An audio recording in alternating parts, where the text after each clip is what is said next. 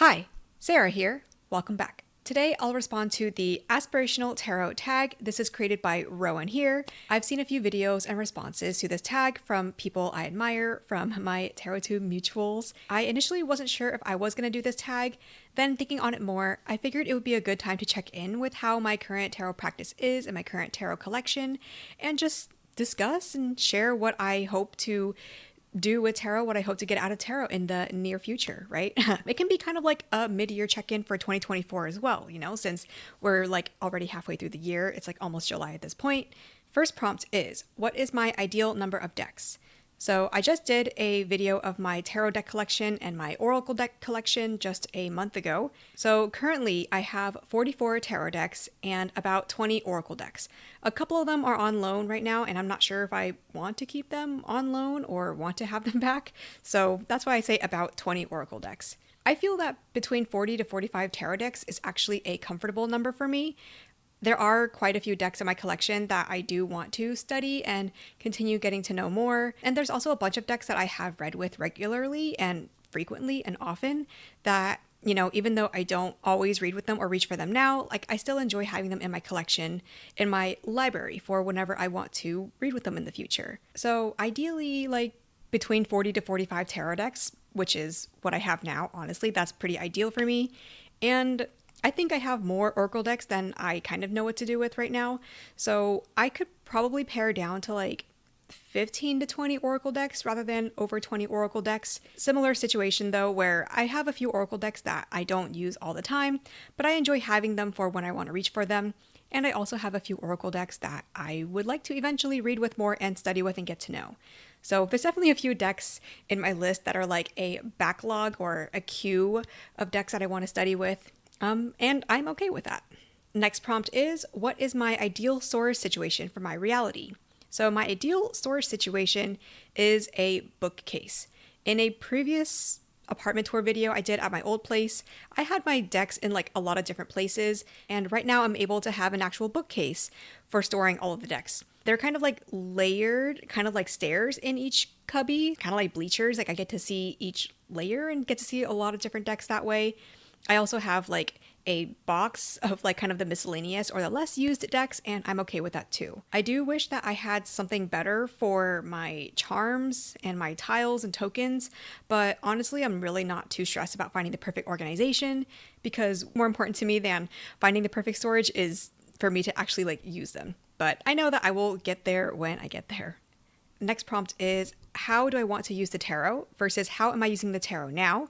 Why the discrepancy, if one?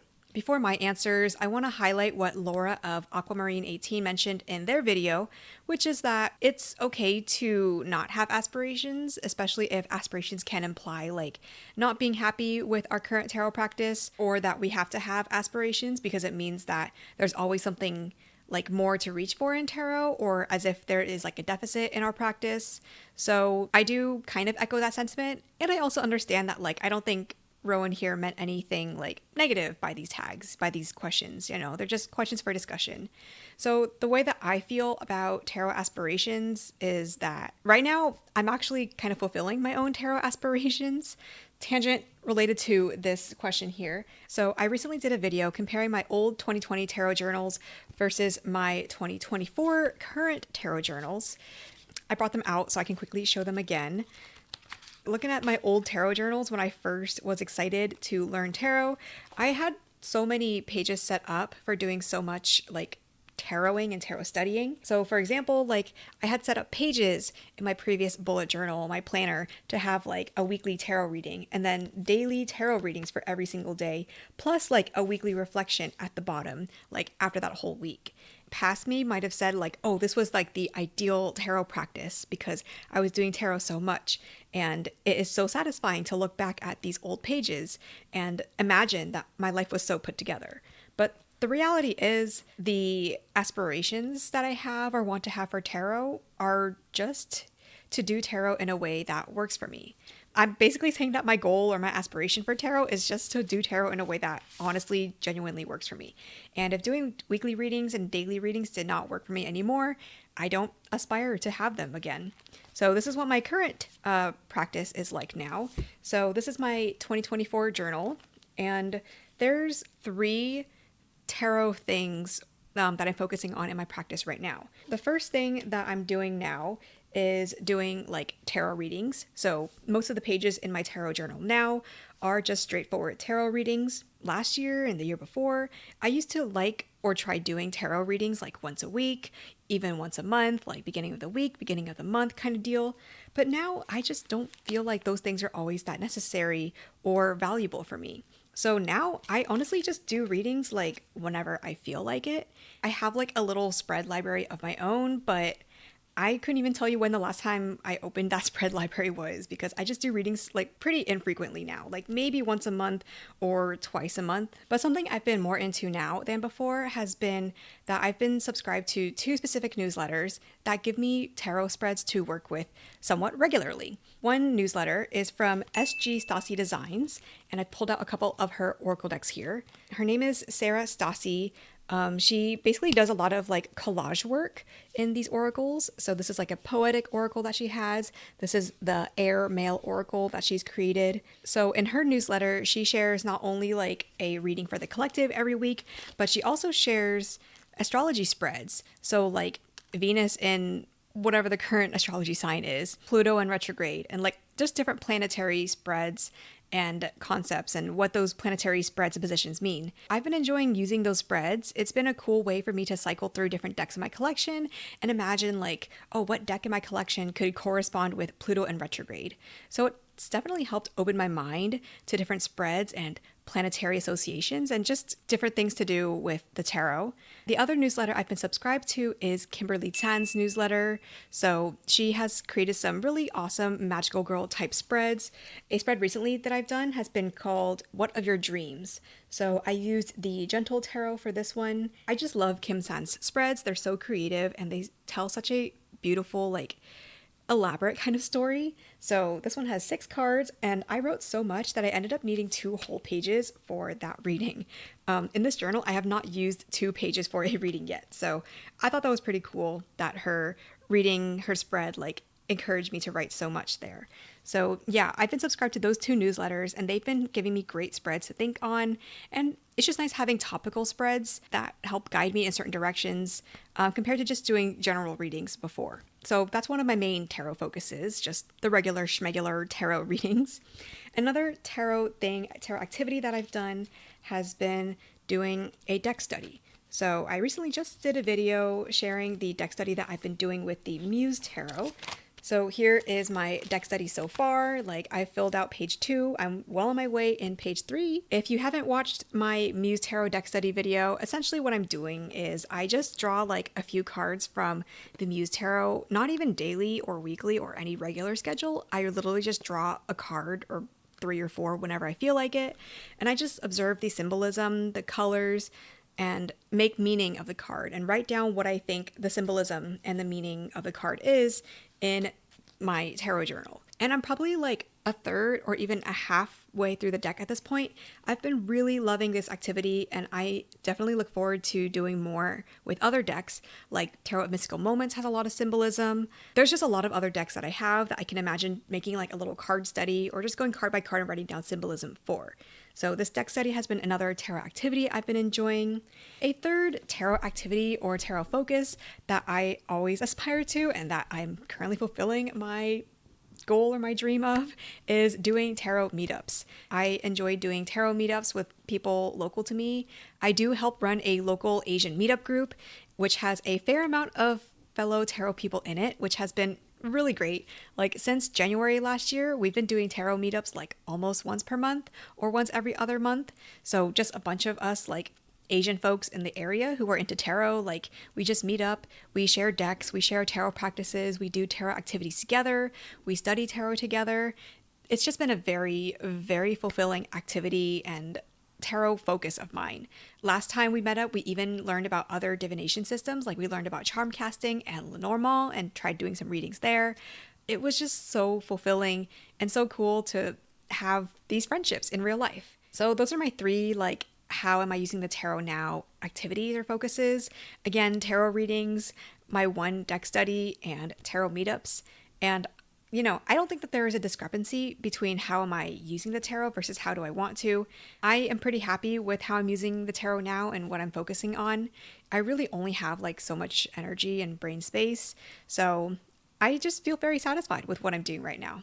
Next prompt is, what tarot decks would I have that I currently don't? Basically, I want to have more decks by people of color, world majority, and queer artists. Basically, decks that expand my worldview.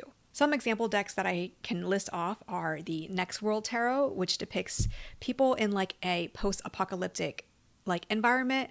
Also the Numinous Tarot, which shows a lot of brown people, honestly, and a lot of queer people. When I eventually get into Marseille, I want to try the Marseille Prendre Tarot, which was done by Auntie Kay's Tarot. I regret not picking up a copy of her Landback Tarot, which is like out of print now. I'm like years too late on that, but I wish I had picked it up like a couple years ago, even though I wasn't ready for it then, but I want to be more ready for it now. Even though I am still picky with bringing in new decks, I do want to expand my worldview and expand my taste to include more world majority and queer artists and deck creators. Here's an example of a deck that I wasn't into before and I wanted to open my mind and be more into it now. So this is the Gentle Tarot by Mari in the Sky.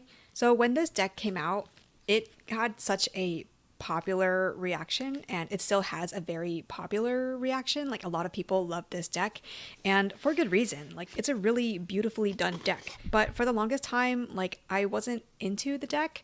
I thought, like, I'm not into animal decks, I'm not into nature, and I probably wouldn't really vibe with this deck. And that is completely valid. I don't need to force myself to use decks or be open to things that I don't want to use. But at the same time, like, when I saw this deck being sold secondhand, I thought, you know what, why don't I give this deck a try? I almost like gave it to my friend right away because I looked at a few cards and I was like, no, I don't think so. But I did not actually give it to her.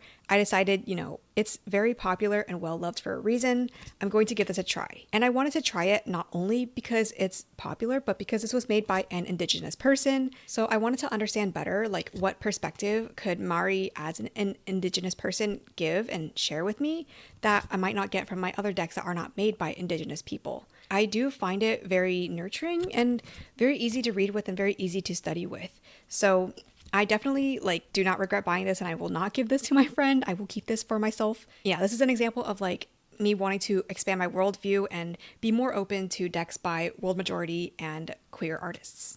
And I once made videos about decks I won't buy. My mind has changed or opened up a little bit since those videos. One of the reasons that I did cite from that video was that I shouldn't or don't want to buy a deck just because I want to support the artist, because ultimately I had the deck, but I might not actually connect with it, and I might not actually use it. It might end up just being on my shelf for show. My mind has kind of changed a little bit from that, even though I still want to keep my collection pretty tight-knit, as tight-knit as 40 plus decks can get. I think it's worth checking myself on which decks or which artists do I not hesitate to buy from, even though I might not keep those decks long term, versus which decks do I hesitate to buy, or which artists or creators do I hesitate to support and try out their deck. And I also do remind myself that even if I buy these decks, I don't have to keep them long term.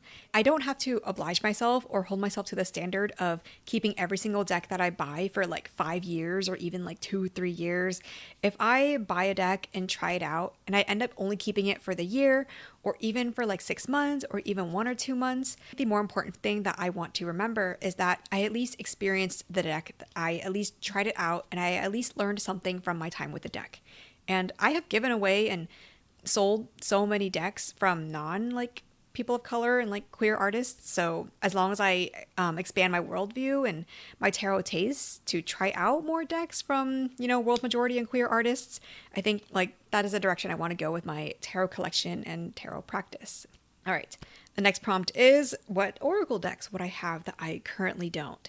Like my tarot collection, I am really happy with my oracle deck collection as is. Similar to tarot, I just want to have more decks by world majority and queer artists. To share a few decks as examples, I recently got this deck that I feel just knocks most other oracle decks out of the park for me. It is the Poesis Oracle. This is the little pamphlet, little guide booklet here. This Poesis Oracle is a keyword deck. And I did once mention that I don't want to buy oracle decks that only have keywords because there's not much of a theme or much for me to go off of. But earlier this year when I was in store, I felt that it is very all-encompassing. It feels very neutral too. Like there are seemingly positive cards, there are seemingly negative cards, and there are just a lot of neutral cards. And I have been using this in like almost every reading that I've done for others or for myself. It's very easy to throw in a card with all my tarot readings. I feel like the messages and the keywords are so expansive that they could apply to like anything. And yet the art on it is still very artistic. Like there's still imagery and symbolism to go off of in the art here. So I am really loving the Poesis Oracle. This is one reason why I'm very happy with my Oracle deck collection. I think this was like the cherry on top, the bow that cinches the whole present together kind of thing. A couple of other decks I've received recently that I'm trying out. One is the Sacred Incantations Oracle. It doesn't really say Oracle, but you know, it's not a tarot deck, so I'm just going to call it an Oracle deck. The tagline here says, Rituals of Trans Wisdom for Every Season. First of all, like, look at this guidebook here. It is thick. It's such a big guidebook. Every single card in this deck has rituals for each card, which is so in-depth, really. And as you can imagine from the title here, it's Rituals of Trans Wisdom. So I think that this deck is important to have whether or not you are trans, because I think that it is important to acknowledge that trans people might go through experiences and have feelings that other like cis people might not understand. And I think this is just a great deck for building empathy for other people. I think that this is a really great deck for building community together. And I know that the focus of this deck, or the demographic of this deck, the premise of it is geared towards trans people, and it talks mostly about gender. I think that this is still a great way of building and practicing empathy for people who, again, are like not like us or not like the people that we are around on a daily basis. So that's an example of like a queer deck that I have really been welcoming in my collection. Yeah, this is a collab deck as well, so there are different art styles. Doesn't bother me that it's different art styles because it just feels like it's a like community kind of feeling. Okay, so that's one deck. Another deck that I have been really looking forward to recently is the Oracle of 11. I also backed and got this book, The Tales of 11. These are based off of Southeast Asian mythology, 11 Southeast Asian countries that are featured here, and different artists that are featured here as well. So The Tales of 11 is a storybook that features the different cards and the different stories. Isn't that beautiful? This one is the Golden Island from the country of Brunei. And then the Oracle of 11 is the companion deck that goes along with this book, or the book goes along with the deck, who knows? It's basically all of these stories, but as Oracle cards, right? So let me find that Brunei card. Let's see, what was it called? Oh, the Golden Island. Here we are. So here we have the Golden Island, and the keywords here are impermanence, transient blessings, and genuine. There is context to that is in the book, but I think it is really cool that this deck even exists. This like really scratches the like mythology itch for me. I don't think I'm into mythology tarot decks. The association of tarot card just muddles the mythology for me, and vice versa. The association of mythology just muddles the tarot card for me. So I think that having a mythology-based oracle deck is more my vibe. I think it leaves it more open. It doesn't make me want to try the tie like, oh, how does a Two of Wands tie into like this card? So yeah, having an oracle deck that's based off of mythology is like so much more my vibe. I'm just so happy that this deck exists. I initially was hesitant to back this because I thought, you know, I don't need more oracle decks. Like, what would I use it for? But I changed my mind, and I think that it is important to support and help bring to life projects like this, because countries from the world majority can benefit from more representation and more people knowing about these stories and these histories, and, you know, kind of giving money and supporting artists from these countries and who are sharing their culture with all of us. This does remind me of the Seams Tarot, which is another collaborative deck based off of Southeast Asian mythology. Seams Tarot stands for literally Southeast Asian myths and stories. So this one is literally another like collab deck based off of Southeast Asian myths and stories. And even though I don't read with this like that much. Like, I'm still happy to have this in my collection, and I know I'll do like a deck study with it one day. I know I will do more videos featuring this deck one day. I just think it is beautiful that these decks exist. People have worked to put them out in the world, that I get to use and have and enjoy these decks being not in Southeast Asia. Super cool, right? Like, literally look how well these two go together. Like, this bag and this box. Dude, I'm so happy, and I hope that we have more Oracle decks from people and artists from other countries, and tarot decks and any decks from people from world majority countries who have, you know, their own cultures and stories and nuances to share with the world. Yeah, so that was the Aspirational Tarot tag by Rowan here. Again, me sharing some of my own tarot goals and aspirations, which I'm already fulfilling. Let me know if you have any tarot aspirations of your own, or any activities or decks you want me to try or use on camera. Besides that, that is all I got for today. Thanks for watching. Bye.